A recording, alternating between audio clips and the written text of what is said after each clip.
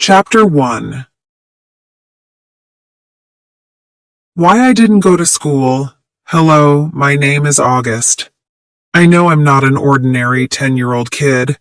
I do ordinary things. I eat ice cream, I ride my bike, I have an Xbox, and I feel ordinary inside. But ordinary children run away from me in the playground, and ordinary people stare at me in the street or at the supermarket. I walk down the street and people look at me, and then they look away. My older sister, Via, doesn't think I'm ordinary. She gets angry if people talk about me or if they stare at me. She shouts at them. She loves me, but she doesn't think I'm ordinary. Mom and Dad don't think I'm ordinary either. They think that I'm extraordinary. I think I am ordinary, but nobody sees it. Mom is beautiful, and so is Via. And Dad is handsome. My name is August. What do I look like? I'm not going to tell you.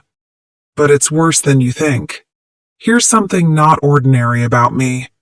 I have never been to school. People think I haven't been to school because of the way that I look. But it isn't that. It's because I've been in hospital a lot. 27 times in 10 years. I've had a lot of plastic surgery and other things.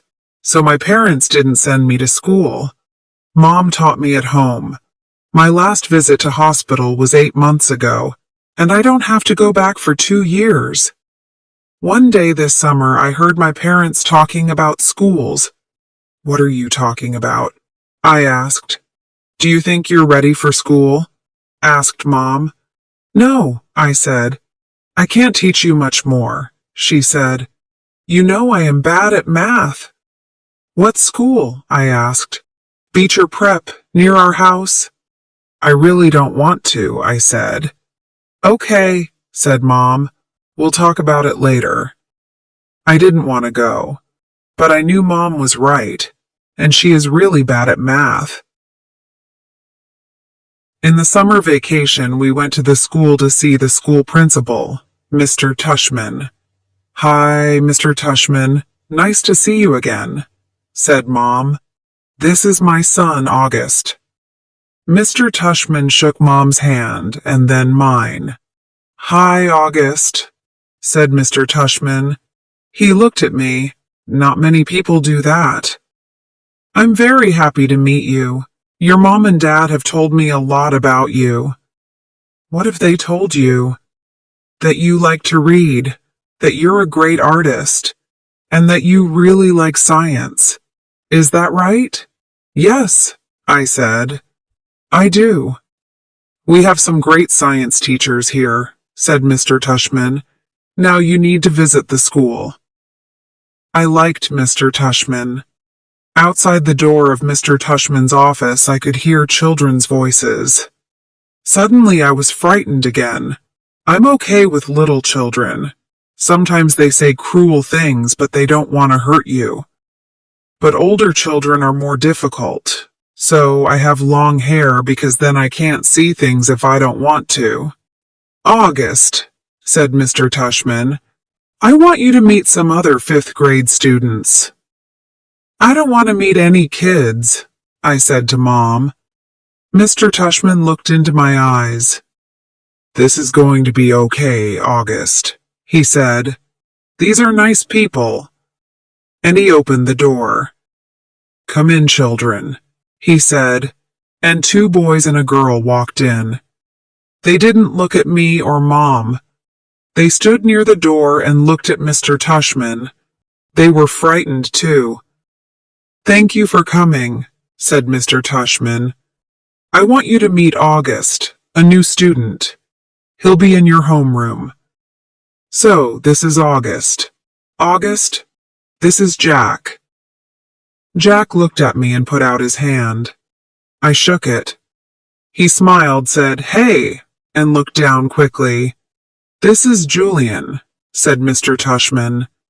Julian did the same as Jack. He shook my hand, smiled, and looked down. And Charlotte. Charlotte had really blonde hair. She didn't shake my hand, but she waved and smiled. Hi, August. Nice to meet you, she said. Hi, I said, looking down. She had green shoes. Okay, said Mr. Tushman. Maybe you can show the school to August. Take him to your homeroom and then show him the science room and the computer room. Don't forget the cafeteria. The 3 children went out the room. I had to follow them. Julian, Charlotte, and I walked across a hall and up some stairs. Nobody said a word. We stopped at a door with the number 301 on it. This is our homeroom, said Julian. We have Miss Petosa. She's okay. Julian walked down the hall. He stopped at another door and opened it a little. This is the science room. He stood in front of the door and he didn't look at me. The best science teacher is Mr. Holler. Open the door more so August can see inside, said Jack, and he pushed the door some more. Julian moved out the way quickly because he didn't want to touch me, but he pointed to some of the things in the room. That big thing is the board. Those are desks and those are chairs. I'm sure he knows that, said Charlotte. I have a question, I said. What is homeroom? It's your group. You go there in the morning, said Charlotte. Your homeroom teacher checks that everybody is in school. You see her every day. Do you understand? Yes, thanks, I said. Next they showed me the theater, Charlotte's favorite place, and the library. Then Julian said, Can I ask a question? Okay, I said. Why is your face like that? Were you in a fire? Julian, said Charlotte. You can't ask that. He was born like that. Mr. Tushman told us. You weren't listening. Come on, August, said Jack. He opened the library door and looked me in the face. I looked back at him and smiled. He smiled too. Julian's a jerk, he said quietly. Were they nice to you? Asked Mom at home. Jack was okay, I said, but not Julian. You don't have to go to school if you don't want to, Mom said. It's okay, Mom. I want to. It was true. Chapter 2, School August. I was nervous on my first day of school. Mom and Dad were nervous too. They took a lot of pictures of me and Via. Via is 14, and it was her first day too at her new high school. Beecher Prep isn't a long way from our house, but I didn't often go near it. I like to stay nearer home because the people in our street know me. We all walked down Amesfort Avenue. Via walked next to me, and Mom and Dad walked behind us. Then we turned a corner, and we saw children in front of the school, hundreds of them, talking or standing with their parents. I kept my head down. Remember, it's the first day, said Via in my ear. Everyone's nervous. Mr. Tushman was in front of the school, talking to parents and students. 1 or 2 girls looked at me and then looked away, but that was all right. Okay, big boy, said Dad. Have a great first day, said Via. She kissed and hugged me. Mom and Dad hugged me too. Mom was going to cry, so I turned and ran into the school. I went up to room 301. There were some children in homeroom already, and Miss Petosa was writing on the board. I found a desk near the middle at the back and sat down. More children came in and sat down, but nobody sat next to me. Hi, August. It was Charlotte. She waved. I saw Julian too, and he saw me, but he didn't speak to me. Someone sat next to me. It was Jack. Hi, August. Hi, Jack. I waved and then I felt stupid. Waving isn't cool. After homeroom, the first class was English in room 321. I walked there quickly and sat at the back. The teacher was writing on the board. Again, nobody sat next to me, but then Jack did. He was talking and laughing with some other children. He had a lot of friends. I looked around the room. Charlotte and Julian were in this class too. Everyone went quiet, and the teacher, Mr. Brown, started to talk. Then he wrote a word on the board. Precept. What does precept mean? Who knows? He asked. Nobody put up a hand. He wrote again, Precepts important things to remember. Well, he asked, what are the important things? Some hands went up and Mr. Brown wrote some students' ideas on the board. Homework, family, parents. Soon there were a lot of words on the board. Then he wrote this. Mr. Brown's September precept. It is better to be kind than right. In your books, write the date, and then write this precept by Dr. Wayne W. Dyer. Mr. Brown told us. I'll give you a new precept every month and we'll talk about it. And at the end of the year, in the summer vacation, you can write your own precepts and send them to me. I wrote down the September precept. I think that I'm going to like school, I thought. Lunch was really hard. Everybody ran into the cafeteria at the same time, talking loudly and choosing seats. I sat at an empty table and waited. I had a sandwich and a drink in my bag, so I didn't need to stand in line for school food. Eating isn't easy for me. I've had a lot of plastic surgery on my mouth, but it's still not right and it looks strange. Some of the children in the cafeteria were staring at me. I didn't look at them, but I knew. Is this seat free? A girl was standing by my table holding her lunch. Yes, I said. She put her lunch on the table and sat down across from me. She had a school burger and cheese and she started to eat.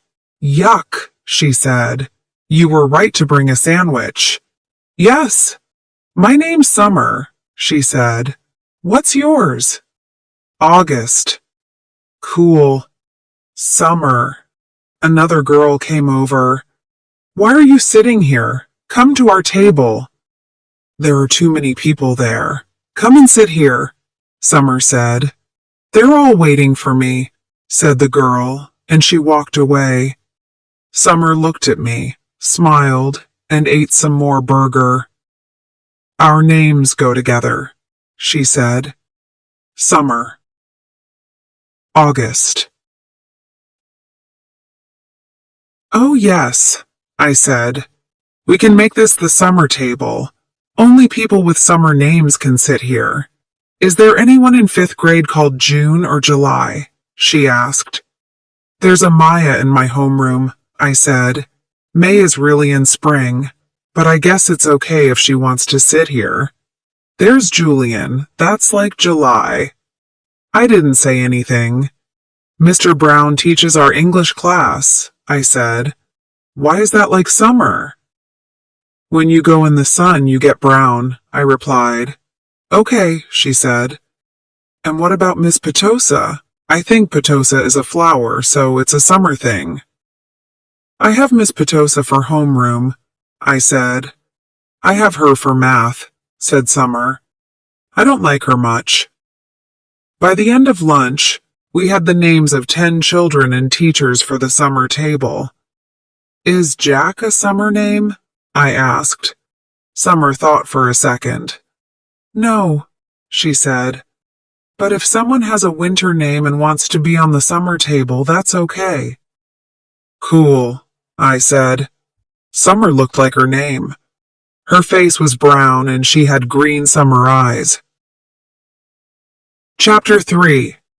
August. Mom always asks me how something feels. Between 1 and 10. It started in hospital 2 years ago, after some surgery on my mouth. They took some bone from my leg to put in my face, to make me look more ordinary. So my face hurt and my leg hurt and I couldn't open my mouth to talk. 1 meant it hurt just a little and 10 meant it hurt a lot. After school, Mom was waiting for me outside. She hugged me and said, How was it? 1 to 10? 5, I said. She was surprised. That's good. We started to walk home. See you tomorrow, August. It was Summer. She was crossing the street. Bye, Summer, I said, waving to her. Who was that? Asked Mom after a minute. Summer. Is she in your homeroom? No, I replied. Did you like your teachers? Yes. What about Julian, Jack, and Charlotte? She asked. I sat next to Jack a lot. How did you meet Summer? Asked Mom. We sat together at lunch, I said. She looks nice. She is. And she's pretty. Yes, I said. We're like Beauty and the Beast. September was hard. It wasn't easy to get up early in the morning, and homework was a new idea for me. I didn't have any free time. Before, I could play a lot, but I couldn't do that now. And school was really difficult. In every new class I met new children, and they stared at me. They tried not to stare, but I knew. And in the classroom and the halls they walked around me. They weren't cruel. They didn't say horrible things. They just wanted to look. And sometimes I wanted to say, "It's okay, you can look." After about 1 week, the children in my classes knew about me. And after 2 weeks, everyone in 5th grade did. After a month, the children in the other grades did too. These were big children of 12 or 13. Some of them had strange hair or rings in their noses, but none of them looked like me. I sat next to Jack in a lot of classes, and we had a great time. Jack was always laughing. One day in class, Jack smiled and asked me quietly,